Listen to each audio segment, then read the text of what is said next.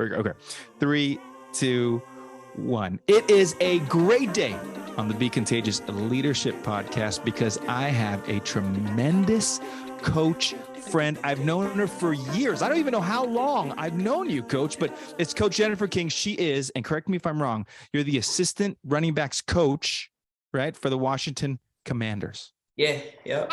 Oh, finally did some research and I know what I'm doing today. Coach, how you doing?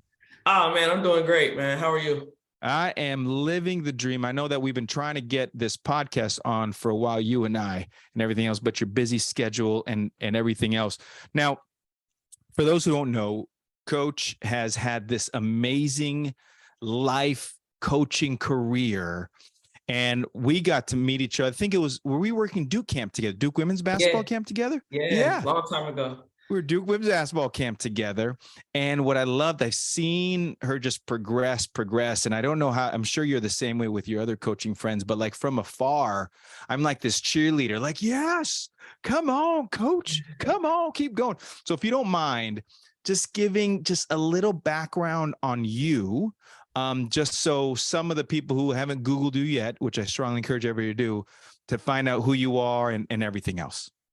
Yeah, man, it was just a crazy journey. But like you alluded to, I was in basketball. So following college, I started coaching college basketball at Greensboro College in North Carolina. And I was a volunteer assistant at the time. So I was doing a bunch of other things too, just to be able to coach.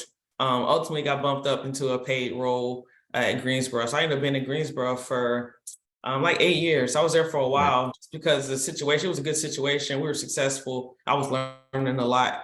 And then ultimately, I got a head coaching position at Johnson & Wales in Charlotte. And that's kind of where all this football stuff started. Although I'd been playing football for a long time. I was playing football while I was coaching college basketball. So got to Johnson & Wales. It was a program just started, was kind of middle of the road, needed some work. So I got in there and just started working and grinding, and we turned into a successful team. When I got to Johnson & Wales, my office was literally right beside the Carolina Panthers practice facility and stadium, like feet away. So I could hear practice, and I would go watch practice sometimes. And I guess at this point I was a year in at Johnson & Wales, and they had the Women's Coaches Forum put on by the NFL down in Florida. So I got selected to go there. I was actually out on the road recruiting, reached out to the lady with the NFL, and she just put me on. It was wild how fast all that happened. But so when I'm there, Coach Rivera from the Panthers is there. So obviously we're next door. He doesn't know who I am. Obviously, right. I know who he is. So my sole purpose of those 2 days was to get some FaceTime with him, get some one-on-one time, just so he knows who I am, so I can kind of just shoot my shot. Right. So I did that. We made a connection. He was like, "Yeah, we get back to Charlotte, hit me up and we'll go from there." So he invited me over. I thought I was going to be there like 2 days. I ended up being there like 4 or 5 months. So it was crazy. Things just took off from that. But I was next door, so I could still do my head coaching duties and everything. My AD was super cool because it was kind of in the off season for us. So I did that, and following that year, we ended up winning the national championship at Johnson & Wales. So life is going well. Really? But after, I'm comfortable. But after that time with the Panthers, I kind of knew I just wanted to coach football. It was like, that experience was amazing. And then around October of that next season, obviously we're in season, I get contacted by Hines Ward. He's with the AF. He invites me to go coach in Arizona with Rick Neuheisel. So I had to make a decision. So I ended up just walking away from basketball after Thanksgiving, which was crazy. It was hard to do, but I did it. And since then, I've been in Arizona. I was back with the Panthers. I was at Dartmouth, and now about to start year 4 here in Washington. Wow. I tell you, for all the people and the coaches are listening, let's do this rundown. All right. Greensboro College Division III. Mm-hmm. Johnson Wales win a national championship, and that's the United States, right? USCCA or whatever. Yeah, USCAA. Small colleges. Okay. Yep. And listen, and I'm telling everybody, like, winning a national championship is a big deal. Any level, any place, any time, to build something, especially from scratch, and to win a championship. Then you go into your football odyssey.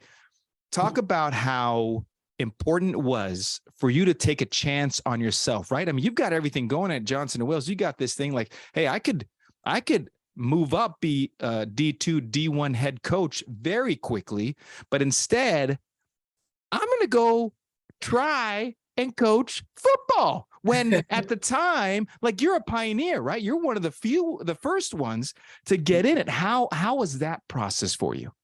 Yeah, it was crazy. You know, the funny thing is it all just kind of came from a movie. I remember I was coaching. I remember we had like an early days, and the movie Hidden Figures was out. So I finally got a chance to go see it. And you know, I'm happy, I'm comfortable in my life. And then I see Right. these like, amazing women like doing these amazing things. And I like when I lead a movie, I just feel like I'm not doing enough. Like I feel like I can do more. And then I find out that I'm like related to one of them. So I was like, oh, I'm definitely can do more. Like this Right. is my blood. So I just started doing it, man, and putting everything in place. And ultimately you have to bet on yourself and just not be afraid. Like I felt I was in a position basketball wise. If I went to football, it didn't go well. I fell on my face. I could just come back to basketball. Like Right. that was kind of my thing there. I didn't, but you know, once I left and went to football, I felt like I was all in. Like basketball wasn't on my mind anymore because I felt like they would be taking up space or something that could be more productive in football. So that's just kind of how it all went down. Now, was there any part of you that as you entered football, all right, now you're thinking of long term, was there a party like, oh my gosh, like what if this doesn't, like I'm with Coach Newhouse right now. What if this doesn't work? Then what am I going to do? Like, did you go back and forth, or was it really like, screw it, I'm in it. Let's make it happen. I went all in, you Mm. know, put the chips in, backed away from the table type of thing. Yeah, I mean, I feel like anything in my life, I just figure it out as it comes. I never really think about what could happen or, you know, stuff like that. Just like that's how I feel like I got elevated in coaching. I never thought about what was next really. I Right. just where I was and opportunities happen. Oh, I love it. Now, when you went into it, talk about your coaching style. Like, did you change, adjust? What were some new things you were learning, or things you're like, you know what I did here at Johnson Wales can absolutely turn into what I do in football? Yeah, I think the most important thing going into football was just building those relationships. That's Yeah. something I did when I got to Johnson Wales, was building a relationship with each player on the team. And obviously football is different. There's way too many people that have those type of relationships with everybody, but you do have a position group. So I wanted to build those relationships with those guys just to help them get better. And going Mhm. into that, you know, I had intern with the Panthers. So I mean, I had some like credibility going in, and you know, I never faced any like, you know, what's she gonna teach me type of Right. attitude. Right. They just wanted to be better. Because a lot of those guys that I was coaching in the AAF, they wanted to get to the NFL where I had been, you know, so Mhm. they didn't want to pick my brain on how to get there, and building those relationships was kind of the basis of being their coach. And I think that's how it all worked out. Now, when you're building relationships with the players, is there something that you keep, like a mental notebook? Because, when you have a lot of players, even in your position group, you got to remember different things. Yeah. What was your process in saying, like, I'm going to build, because, we say this all the time, we want to build relationships. Was there something, was it like touching base every day? Was it texting? Was it grabbing coffee? Like, what was something that worked for you? Yeah, I mean, it was just, you know, finding an opportunity to check in on them, try to make mental notes. Sometimes I did write stuff down, like, Right. you know, oh, this is his kid's name, or his kid's birthday is next week, just to make, you know, just to build those relationships. And didn't want to write down too much because I wanted to be Hmm. truly genuine, but sometimes you have to, because like you said, it's a lot of people. But I think, you know, that just shows that you care, you know, if you know their partner's name or you know what they have going on in their life outside of football. I think that's huge. Yeah. Talk about sort of your kind of everyday type of schedule, like on a typical day. I know there's not a typical day, but I mean, there's different schedules, but for you, like what time do you get in the office? Like what is just some things that you do that gets you going every single day? Yeah, in season, you know, it's a grind. Yeah. You know, we get into the office 5:30, 6 o'clock, on most days. Sometimes it's a little later. And usually on about 2, 3 days out of the week, we have a running back meeting at 7 a.m. Mm. So, you know, I try to get some things done before that meeting. And then the day starts with that meeting. We'll be in there for about 45 minutes, going over some, you know, some things in the game plan for that week. Then we have a team meeting at 8. And from that time, we go into special teams, which I'm not a part of. And then we go into our offensive meeting, positions meetings, and that brings us up to about 10:30, 11 o'clock. And then we'll go out to practice and practice for about 2 hours or so. and we'll come in and we'll watch the tape as offensive staff, and then we'll watch it again with the players. So then at that time, they're usually done for the day, unless they have some stuff they want to get done. So it's about 5 o'clock, and then we start doing, our individual duties, which each week I make different matchup takes for our guys of the linebackers and safety we're gonna face. So just instead of them having to watch hundreds of clips, I watch the hundreds of clips and pull things out for them so they can watch, 20 instead. So, and then I present that to them every week. And then we also do similar run tapes. So obviously a lot of people run a lot of the similar things. So I try to pull clips of people of things that we do just to show them. And it's organized in a cut up, and also do similar passes as well. And I present those as well during the week. So, that's kind of every day. We usually get out. Just depends, man. Sometimes you get out at 9, sometimes it might be 10:30 that night. And then do it again the next day, just getting prepared. And then later in the week, I usually start getting ahead to the next opponent. Because if you wait to the next week, you'll never get everything done. So that's what I usually try to do around Thursday or Friday, start working on our next opponent, doing those same things. Mm-hmm. That is one heck of a schedule. Like, I love listening to it, right? Because that means, you've got to be locked in, but the players as well, too, have to go ahead and be ready to go, whether they're number 1 on the depth chart or, number 3 on the depth chart or whatever it is. When you're looking at your coaching career, and obviously there's always talk like, hey, you got to act like a professional, right? Players, or you want to get more playing time.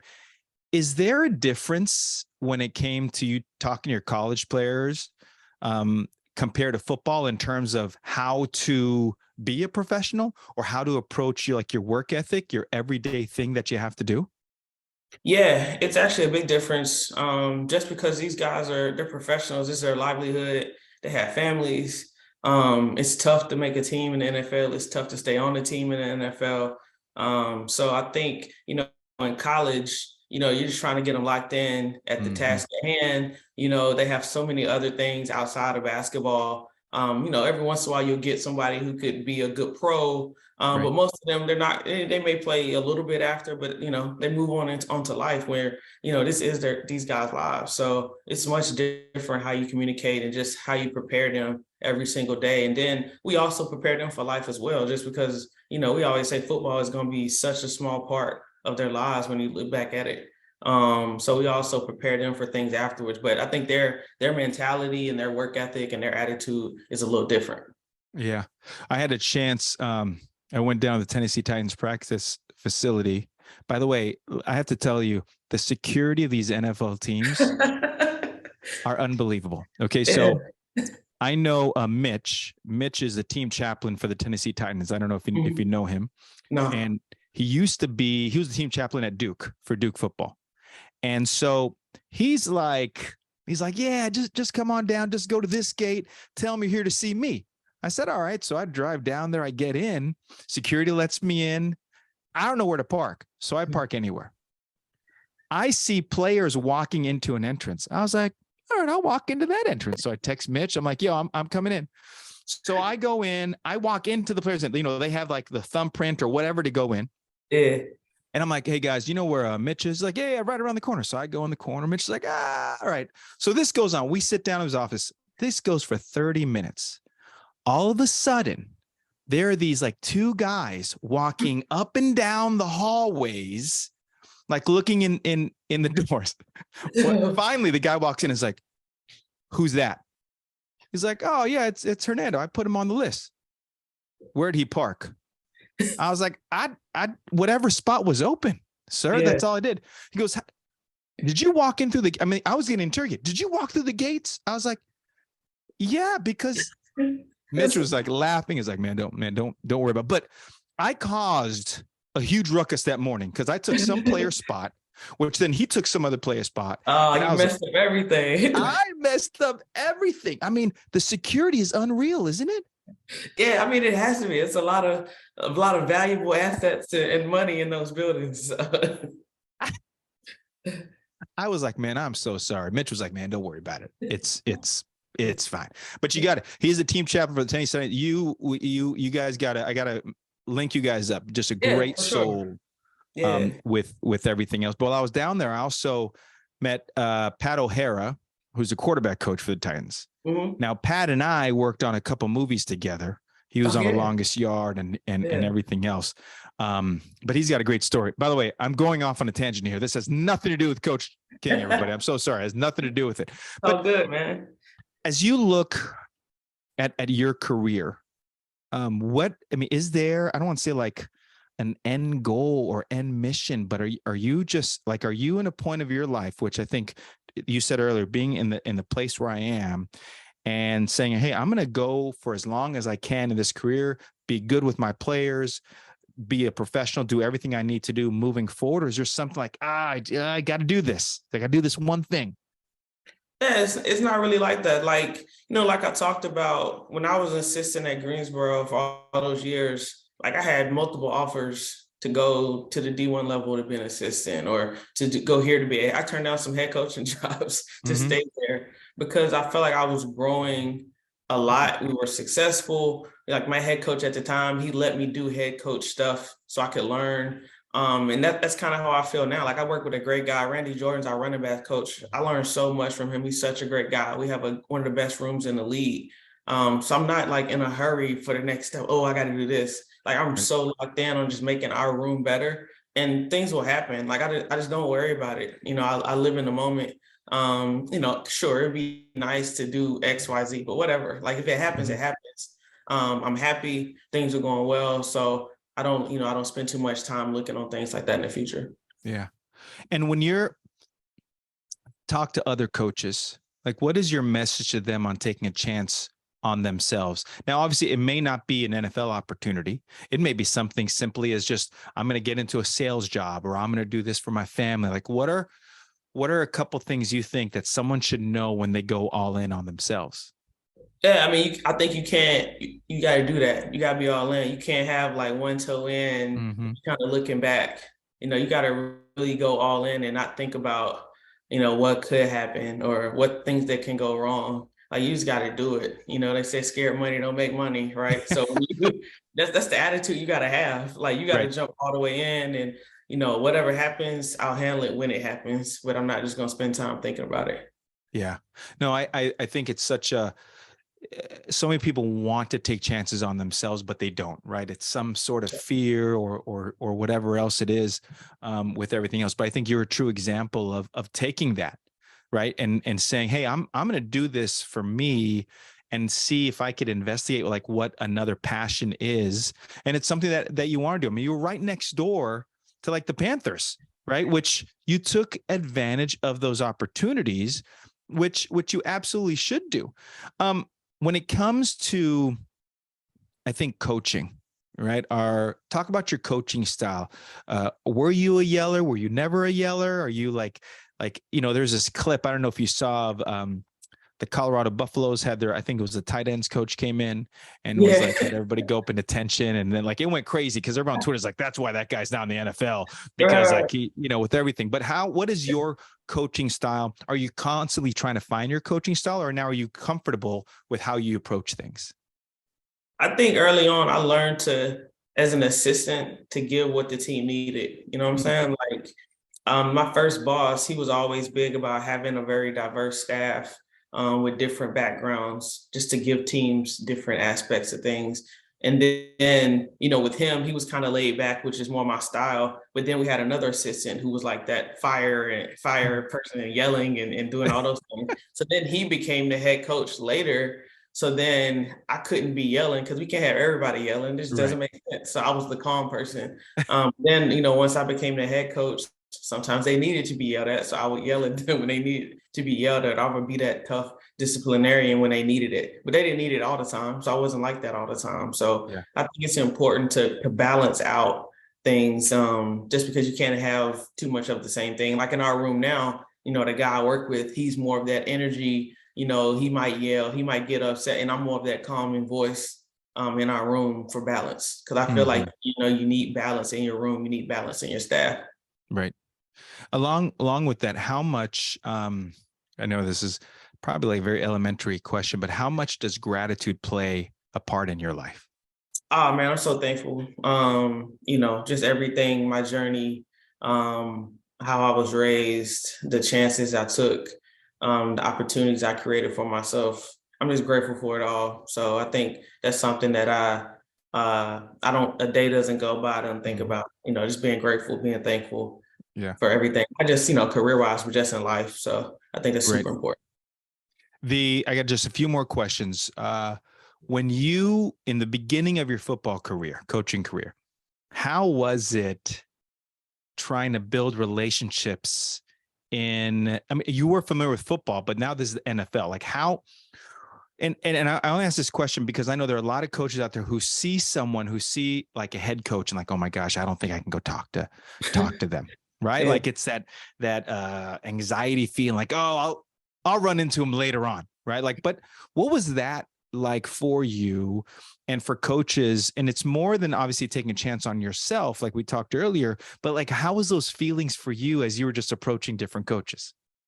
Yeah, I mean, I think it was smooth. I was a pretty good networker going in. Like I'm one of those people, I don't necessarily like to talk and meet people, but when I need to, I don't have a problem doing it. Like I don't want to do this, but this is what I need to do. I need to meet Right. them. They need to know who I am. So when I got there, it was smooth, man. I think a lot of those guys, they made it easier too. It's not like they were hard to approach or hard to Mm-hmm. talk to. Like everybody was cool. And, I forget, I think it may have been in OTAs when like the real players get there. Like I had been with some of the rookies and people trying out for the team, but like Luke Kuechly, who's like one of the best players in the NFL. It's my first day there with all of them, so I'm kind of standing against the wall in my little spot in team meeting, and I'll never forget. He walks by, he's like, "Hey, I'm Luke. Nice to meet you." And like, I mean, I had his jersey at home, like so I know who he is.